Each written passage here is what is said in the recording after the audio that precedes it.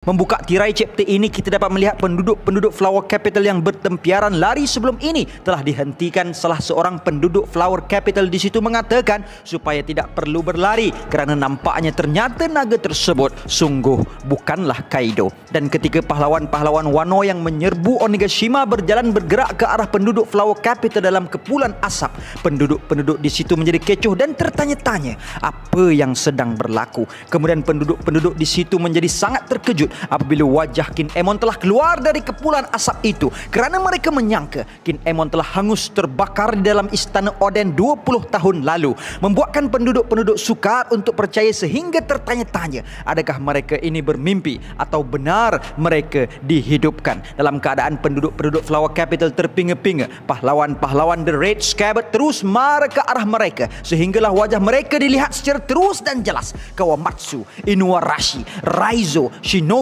Kiku dan Nekomamushi melihatkan satu persatu sosok Red Scabbard telah muncul. Fahamlah mereka bahawa ini adalah detik luar biasa. Inilah momen luar biasa yang perlu dihebahkan ke setiap pelusuk bumi Wano.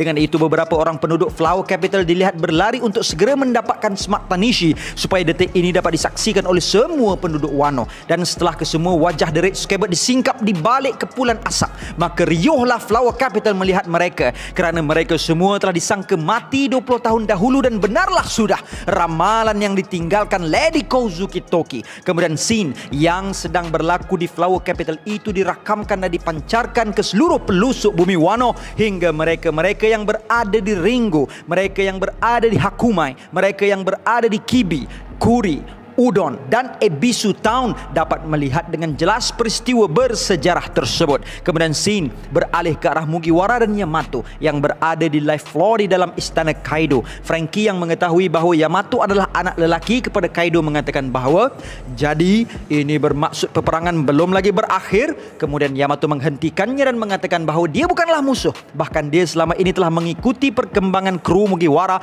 dan mengatakan bahawa sebelum ini dia difahamkan yang ahli Mugiwara ini berwajah pelik-pelik, namun setelah bersua secara berdepan dia menjadi sangat terkejut. Kemudian Frankie membalas Yamato pun apa kurangnya dengan bertanduk. Kemudian Yamato dengan santai mengumumkan bahawa bermula saat ini dia akan sertai Mugiwara. Mendengarkan perkara tersebut, Usopp dan Nami menjadi sangat terkejut. Frankie menjadi hairan. Sanji dan Brook yang bermata cinta sangat mengalu-alukan kedatangan Yamato-chan sebagai kru baru Straw Hat Pirates. Robin hanya tertawa, manakala Jinbe mengatakan yang dia hanya akan yakin dengan Yamato setelah mendapat pengesahan dari The Captain, Luffy. Yamato hanya mengangguk dengan kata-kata Jinbe dan memperkenalkan dirinya adalah Kozuki Oden, namun mereka boleh memanggilnya Yamato dan menyebut tentang Luffy.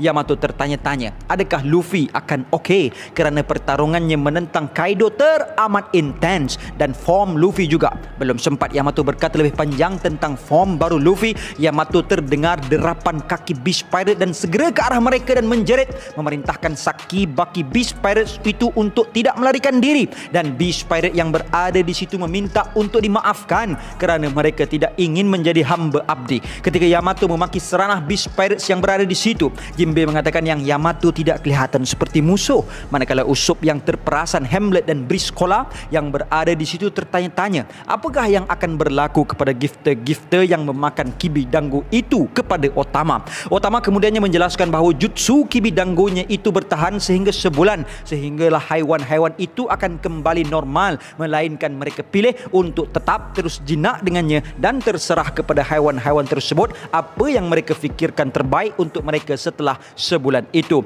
Mendengarkan perkara tersebut, Speed terus segera mendukung dan mendakap Otama, mengatakan bahawa dia akan terus berada di sisi Otama, dan Otama juga turut senang sekiranya Speed tetap berada di sisinya, namun bukanlah sebagai seorang hamba, namun sebagai seorang ibu. Mendengarkan perkara tersebut, Speed menjadi sangat-sangat terkejut dan gembira, sedangkan Nami menjadi sangat-sangat terkejut dengan kata-kata Otama. Kemudian perbualan mereka terhenti apabila di layar tersiar The Red Scabbard yang gagah itu tiba-tiba melutut. Kemudian scene beralih semula ke arah Flower Capital yang memperlihatkan The Red Scabbard melutut membuat jalan kepada satu sosok yang masih dikaburi kepulan asap dan tidak jelas terlihat. Sosok itu berkata, 20 tahun telah berlalu sejak ayahku meninggal dunia, dan mereka yang mendengar sosok itu menyinggung tentang ayah, segera mereka tertanya-tanya, adakah dia?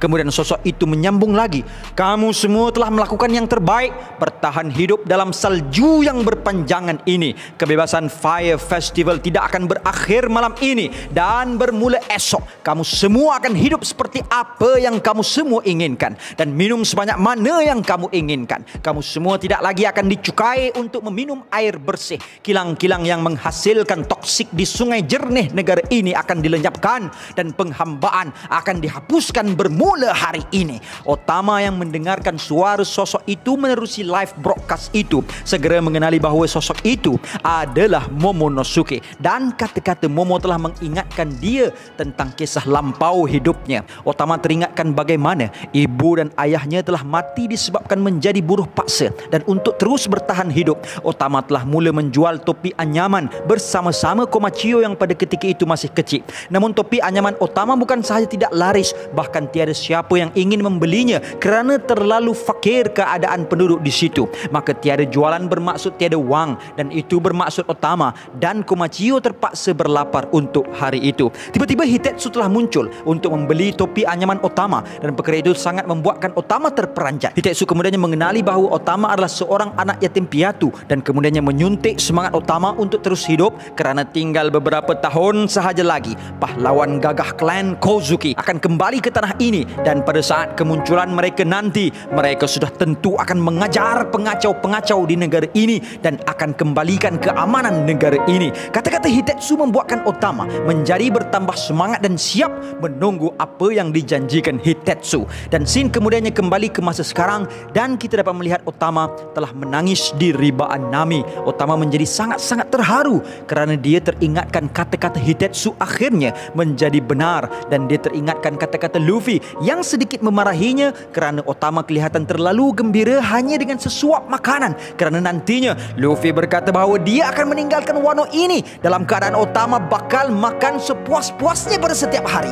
Kemudian kembali ke arah ucapan Momonosuke yang mengatakan, kekejaman rejim Orochi dan si pengacau Kaido telah pun berjaya kami tumpaskan. Aku telah menemui kawan-kawan baharu yang tersangat kuat dan berwibawa, dan bersama-sama Pakatan Aliansi Ninja, Lanun, Ming dan Samurai telah menggempur Onigashima, Orochi, Kaido dan Beast Pirates. Syaitan yang selama ini menakuti kita akhirnya telah berjaya kami lenyapkan.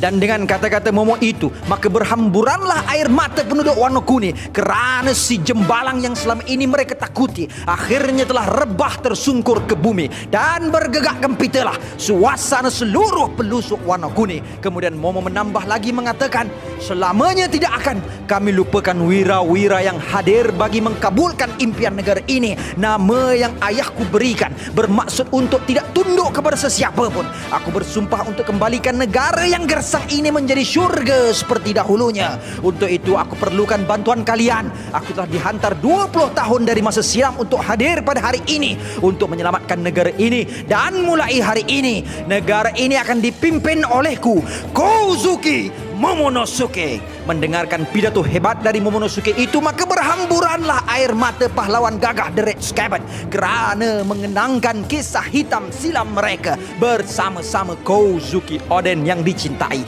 dan seluruh Flower Capital dibanjiri tangisan kerana sengsara mereka selama bertahun-tahun ini akhirnya menemui bahagia. Klan Kozuki sekali lagi telah berjaya mengeluarkan mereka dari kegelapan penyiksaan kepada sinaran kebahagiaan. Dan di ketika ini kita dapat melihat di saat semua sedang dibasahi tangisan, hanya Momo yang unggul berdiri tanpa setitis pun air mata kerana bangga dengan dirinya sendiri yang telah berjaya melunaskan sebuah janji yang telah terpatri 20 tahun lalu agar dirinya menurut jejak langkah ayahnya. Dan tetap dalam kehibaan kegembiraan, seluruh penduduk Flower Capital bersorak-sorai gembira menyambut shogun baharu mereka, dan seakan-akan menutup arc terpanjang ini, narrator mengakhirinya dengan naratif yang cukup puitis. Seorang lelaki yang berumur 8 tahun Mengeluyur di malam berudara lembut di bumi sang samurai sakti.